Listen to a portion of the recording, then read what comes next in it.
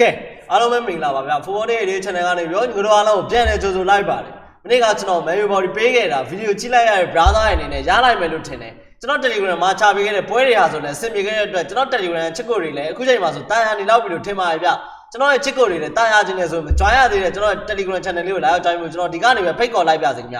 โอเคဒီနေ့ညမှာကစားသွားမယ်လာလီဂါထူးရှက်ပွဲကောင်းတစ်ပွဲကိုကျွန်တော်ရဲ့ brother တွေအတွက်ကျွန်တော်ကနေပြီးရွေးချက်သုံးသက်ပေးမှာဖြစ်ပါတယ်အဲ့ဒီပွဲကတော့ Etico Madrid နဲ့ Deportivo ပွဲစဉ်ပဲဖြစ်ပါတယ်ဗျ။ဘာကြီးကတော့ Etico ကနေပြီးတစ်လုံးကို90ရှုံပေးထားတော့တွေ့ရတယ်။ကိုမောင်လေးကတော့3လုံး90နိုင်ပေးထားတော့တွေ့ရတယ်ဗျ။ဟဲ့ရဲ့ရာ Etico က Deportivo ကို9ပွဲနိုင်တပွဲသေးကြထားတယ်။ Etico တို့ကနောက်ဆုံး9ပွဲမှာ3ပွဲနိုင်တပွဲသေးနဲ့တပွဲရှုံးရလဲထွက်ထားပြီးတော့ Deportivo တို့ကတော့နောက်ဆုံး9ပွဲမှာ2ပွဲနိုင်တပွဲသေးနဲ့2ပွဲရှုံးရလဲထွက်ထားတော့တွေ့ရတယ်ဗျ။ဒီဟာဒီ Etico အသင်းဟာရမှတ်25မိနစ်နဲ့အတူလာလီဂါဇယားမှာအဆင့်4နေရာကနေပြီးရပ်တည်နေတာကိုတွေ့ရတယ်။ Atletico Madrid အနေနဲ့၎င်းတို့ရဲ့နောက်ဆုံးအိမ်ကွင်းပွဲစဉ်မှာ Valencia ကို2-1ဆိုပြီးတော့ရလန်နဲ့အနိုင်ရခဲ့ပြီးတော့Deportivo နဲ့နောက်ဆုံးတွေ့ဆုံခဲ့တဲ့9ချိန်မှာ9ချိန်စလုံးအနိုင်ရထားတာကိုလည်းတွေ့ရှိရတယ်ဗျ။လူစင်းမိုင်းရမှာလည်း Atletico Madrid အသင်းအနေနဲ့ Nicolas Gonzalez မပါဝင်နိုင်တာကလွှဲရင် Griezmann, Alvarado လိုကစားသမားတွေပါဝင်နိုင်မယ်။ကျွန်တော်ကတော့ဒီဟာဒီအိမ်ကွင်းမှာ9ပွဲမှာ10ပွဲအနိုင်ကစားထားတဲ့ Atletico Madrid ကိုတော့ကျွန်တော်ပို့ကြိုက်တယ် body ပေးခြင်းတယ်။ကိုပေါင်းလေးရဆိုတော့ကိုဘော်တွေရွေးချက်ပေးလိုက်ပါတယ်ဗျ။စောင်းလေးကြည့်သွားပေးတဲ့အတွက်ညိုလိုတက်ချင်းစီတောင်ကျေးဇူးတင်ပါတယ်။ဝယ်အောင်လေးမောင်နှလေးလည်းတင်ဆက်ပြီးတော့မှာမလို့